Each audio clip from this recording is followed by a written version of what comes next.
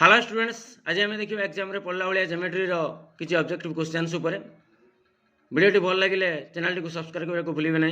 चित्र में ABC त्रिभुजर BC Bahu A B Rashmi AC रश्मि वृत्त को यथाक्रम पी क्यू आर बिंदु स्पर्श करती। एबीसी त्रिभुजर परिसीमा 12 सेंटीमीटर हेले ए क्यू केते सेंटीमीटर हम देख पिला। एबीसी त्रिभुजर परिसीमा दिया अच्छी अर्थात एसी बाहु एबी बाहु बीसी बाहुर समष्टि।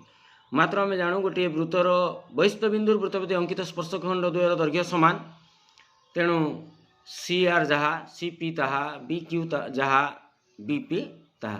तेणु बी सी बदल में आम सी पी बी पी को चेंज करके सी आर बी क्यू नहीं पार्बा। अर्थात एबीसी त्रिभुजर परिसीमा जहाँ थिला ताहा दुईटा बाहुर समष्टि सहित सामान हो गला ए आर एवं ए क्यू।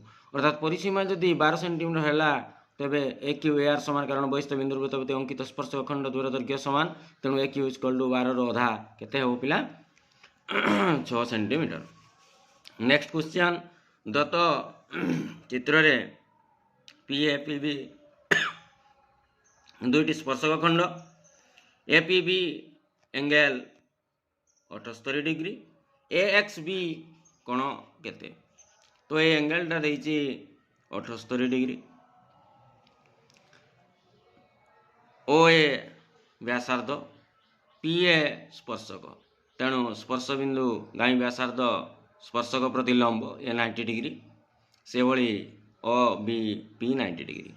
तेणु ए ओ बी पी चतुर्भुजर ए ओ बी एंगल केते रहिला 360 माइनस 90 प्लस 90 प्लस 78 रहिला आउ केते 180 माइनस 78 102 डिग्री रहिला।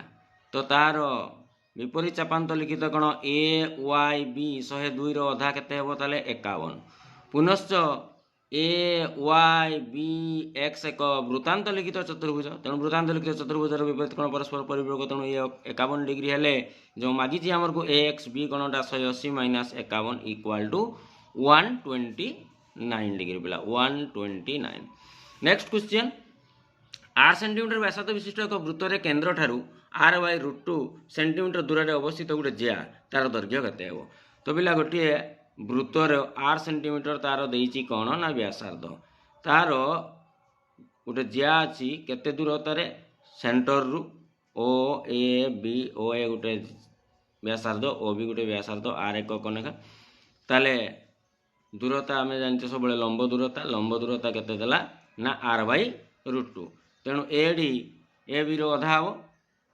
तेणु A D O D A समकोणी त्रिभुज रे आमे ए डी बाहरेगा ए डी इक्वल टू देले R square minus R by √2 रो होल स्क्वायर रूट ओवर कले केते आसुची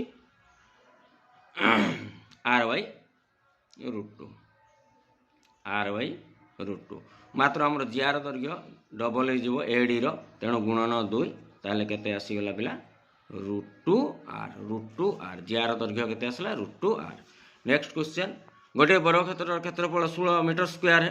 यार परिलिखित वृत्तर व्यासार्ध केते। ताले गोटे बरक्षेत्र क्षेत्रफल यदि 16 होउची बरक्षेत्र क्षेत्रफल यदि 16 होउची बाहु केते 4 हैला।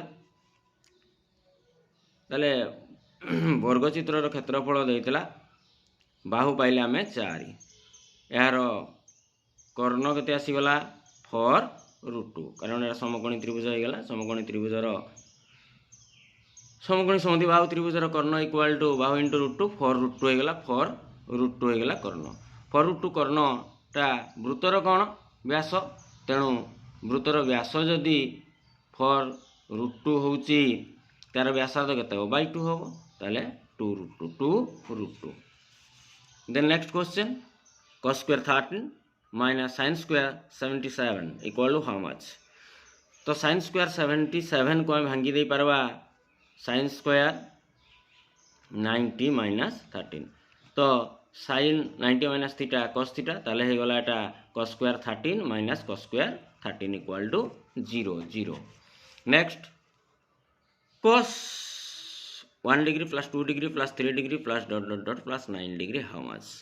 तो 1 ରୁ 9 पर्यंत मिसेले आम जानूँ 9 इंटू 10/2 2 रे काटिदेले 5 9 5 45 डिग्री आसला अर्थात cos 45 डिग्री cos 45 भैल्यू जहाँ से हम आंसर के 1/√2 देन नेक्स्ट क्वेश्चन गोटे वृत्तर क्षेत्रफल देती पाई वर्ग एकक यार अंतरलिखित समकोणी त्रिभुजर कर्णर दैर्घ्य केते गोटे वृत्तर क्षेत्रफल पाई आर स्क्वायर देती पाई पाई पाई कैंसल हेले आर स्क्वायर इक्वाल टू हूँ तबे 1 आर इक्वाल टू 1 जदि आर इक्वाल टू 1 है गोटे वृत्त भितर गोटे समकोणी त्रिभुज जदि रहा आम जाचे समकोणी त्रिभुज 90 डिग्री सामने जी था कर्ण तेणु ये है जदि 90 डिग्री ताले ये हम कौन ना व्यास कारण अर्धवृत्तस्थ कौन समकोण तेणु ये जदि अर्धवृत्त करुच्ची गोटे वृत्त को किए अर्धवृत्त कर व्यास कर तेणु व्यास जो अर्धवृत्त कला ताहले व्यासटा पाइले आम के